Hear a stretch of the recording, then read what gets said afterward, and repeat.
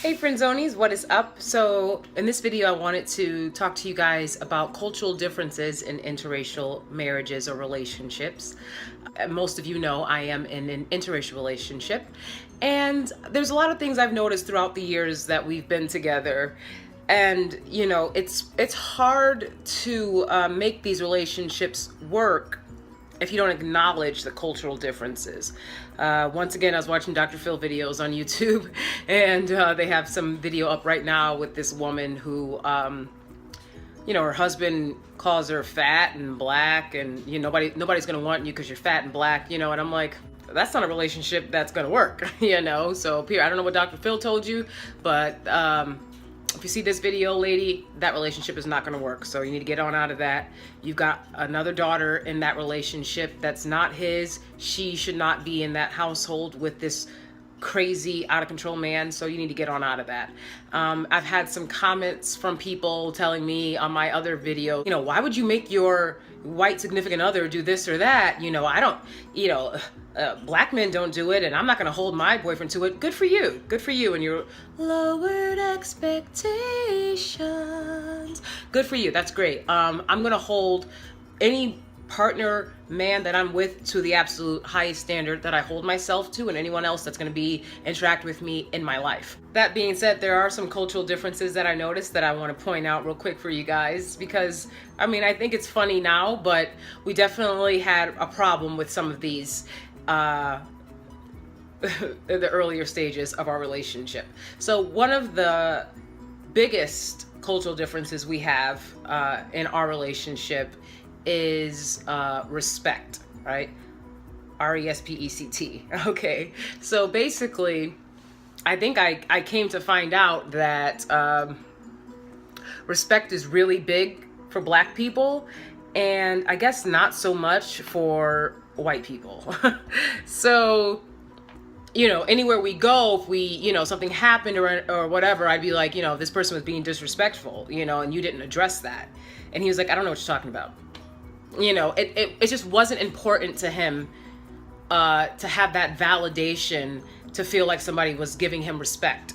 And it's something that I've learned to see within myself. Don't get me wrong, you're not going to disrespect me. I'm not going to tolerate disrespect. I can't. I'm still not going to tolerate it. But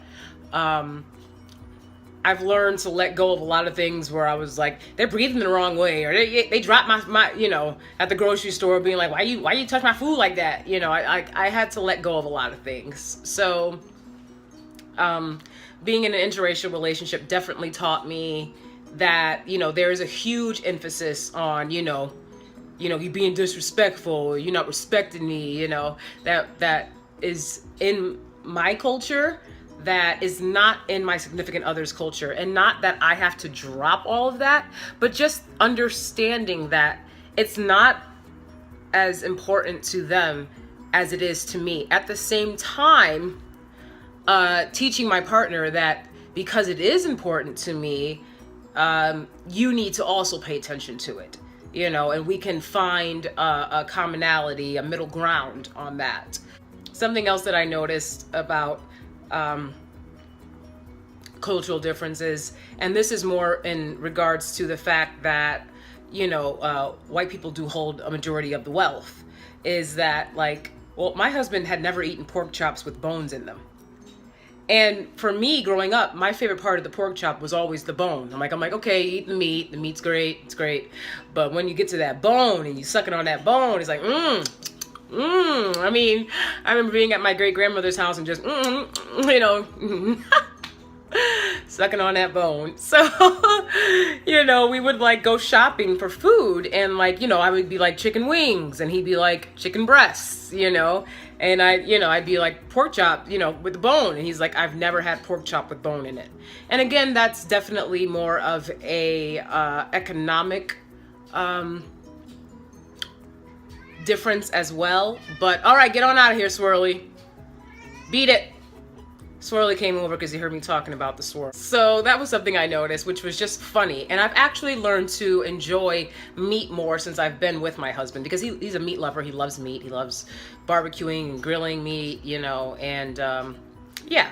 So he's pretty good at it, and you know, I've learned to enjoy it. Like I eat steak when we go out to eat. Like I love, and I actually order my steak medium now, not even medium well.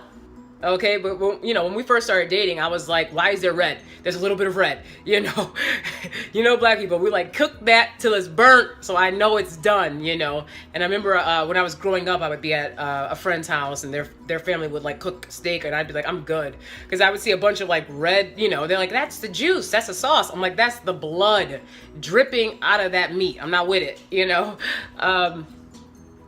but in time I learned, you know, that's just a cultural difference. White people like their food usually like medium rare, you know, and black people like their food well done, you know. So I've learned to enjoy the taste. I mean, my chicken's got to be well done, you know, bacon's got to be well done, but I've learned to enjoy the taste of a really nice filet mignon medium. Okay, not gonna get the medium rare. It's not gonna happen.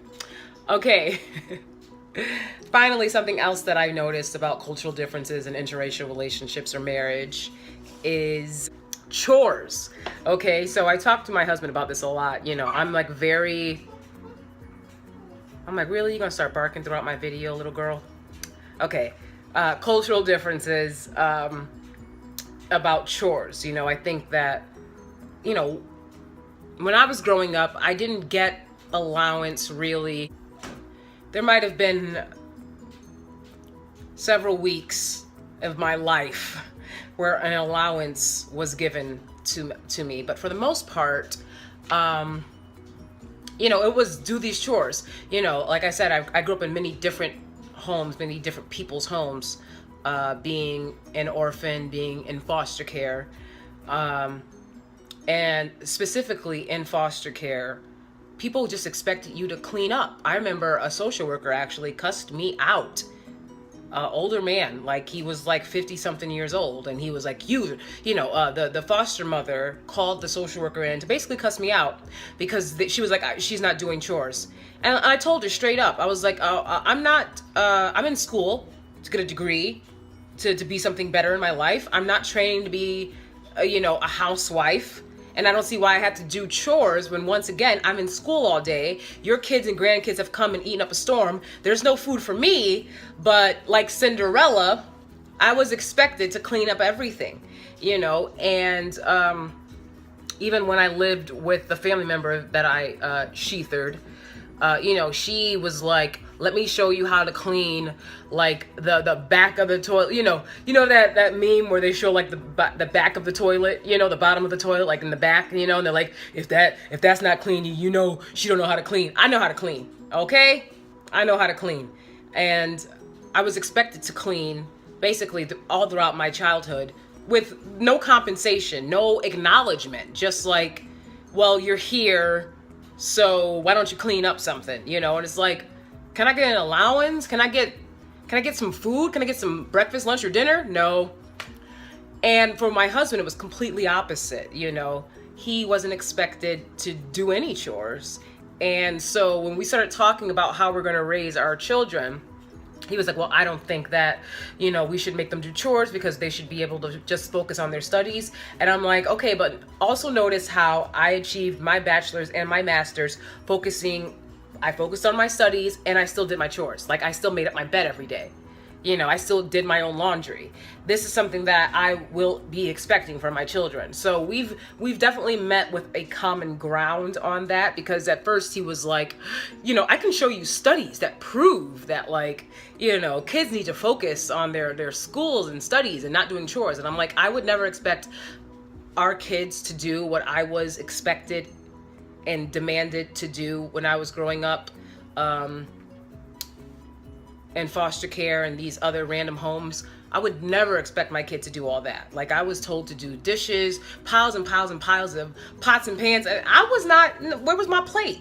You didn't even save me a plate, but I was expected to do all those chores. I don't think that I will make my kids do like dishes. Well, one, my kids will do dishes because I'm making food for them. And they can take turns. We'll probably have to talk about that because my husband's like, what? You know, he just never did dishes. He was never asked to do these things. But making up your bed, keeping your room clean, that's a must. That's a must, and that's not going to be negotiated, and that's not going to be, you know. So my husband had, it took him a little bit to understand that, because I had to put it on him too. I'm like, listen, you got to keep your stuff, your area clean. You got to, you know, it took him years to put clothes in the dirty clothes hamper, and he's still working on it, you know, because it wasn't something that was demanded of him as a child. You know, he'd drop his clothes on the floor, put them in the dirty clothes hamper, and magically his clothes are clean and folded and ready for him. And, you know, I made it clear to him, any kid that did that around me, my child, those clothes are going to be left to get dirty. You would never get clean clothes. And then eventually I will let them know, like, okay, I'm going to throw your clothes out because you're not listening. You're not doing what's expected of you. You don't just, no other kid around the world, you know, is just expected to do their homework. You have to at least keep the space that you occupy clean. But I'm not going to have them scrubbing and scraping things the way that I was. So just wanted to come to you guys real quick with that video on cultural differences and interracial relationships. Thanks so much for watching. Don't forget to like, subscribe, comment below if you've noticed any cultural differences in your relationships. Even socioeconomic differences in your relationship. If you're with someone of the same race, which I totally support, and that's awesome. So yeah, let us know in the comments below. Thank you so much for watching, and I will see you next time. Bye guys.